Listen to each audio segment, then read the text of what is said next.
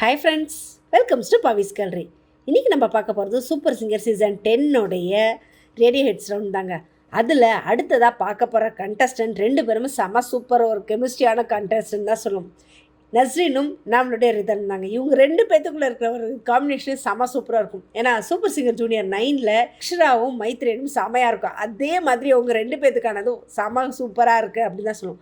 அப்படி இருக்கிறவங்க இந்த ரவுண்டில் பாடின பாட்டு பார்த்திங்கன்னா மறுமலர்ச்சி படத்தில் இருந்து நன்றி சொல்ல உனக்கு வார்த்தை இல்லை எனக்கு, அந்த சாங் நிஜமாவே செம்ம சூப்பராக இருக்கும். என்ன காரணம்னா நம்மளுடைய உன்னிகிருஷ்ணன் சார் வாய்ஸில் ரிதனும் சித்ரமா வாய்ஸில் நம்ம நஸ்ரீன் பாடியிருக்காங்க. இந்த பாட்டில் இன்னொரு ஸ்பெஷல்னா எஸ்.ஏ. ராஜ்குமார் அவர்களோட இசையில் கவிஞர் வாலி அவர்கள் எழுதணும். வாலியை பற்றி சொல்லணும்னா ஒரு தலைமுறை கிடையாதுங்க, 3 தலைமுறைக்கும் சேர்ந்த மாதிரி பாடல் எழுதக்கூடிய அளவுக்கான வராது. ஏன்னா ஒரு விஷயத்த சொன்னோம் அப்படின்னா இப்போ இருக்கிற பாடல்களை ஒரு தடவை கேட்போம், 2 தடவை கேட்போம், அதுக்கு மேலே கேட்கணும்னு தோணவே தோணாது.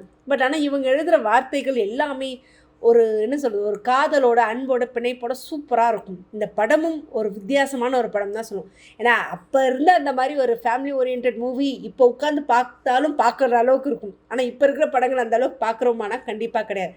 ஏன்னா மம்முட்டி அவர்கள் வந்து தெய்வானி அவர்களை வேறு ஊர்லேருந்து கல்யாணம் பண்ணி வந்திருப்பாங்க.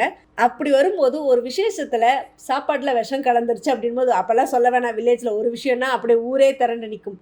அப்படி இருக்கும் சந்தர்ப்ப சூழ்நிலை தன்னோட மனைவி தான் அதை வந்து கலந்துருக்காங்க அப்படின்னு சொல்லும்போது கிடையவே கிடையாதுன்னு ஊரே எதிர்த்து நின்னாலும் தன் மனைவி மேலே வச்சுருக்க நம்பிக்கையும் காதலும் ரொம்பவே அளவு கடந்து இருக்குங்க.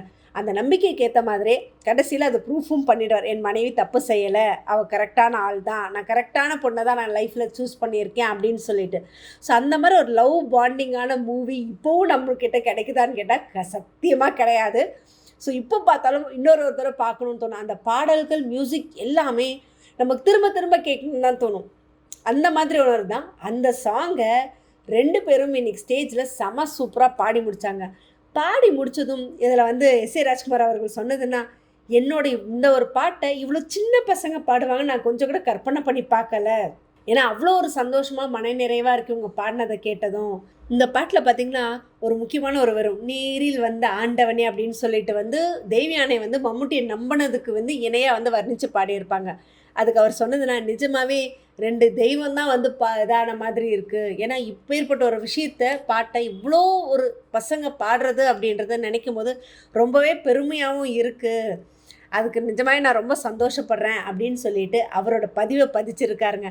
நிஜமாகவே ரிதனும் நம்மளுடைய நஸ்ரீனும் செம சூப்பராக பாடியிருக்காங்க. ஸோ ப்ரொமோ கேட்கும்போதும் சரி, எப்போ கேட்டாலும் சரி, அவங்களோட பாடலுக்கு ஒரு தனி ஸ்பெஷாலிட்டி தான்.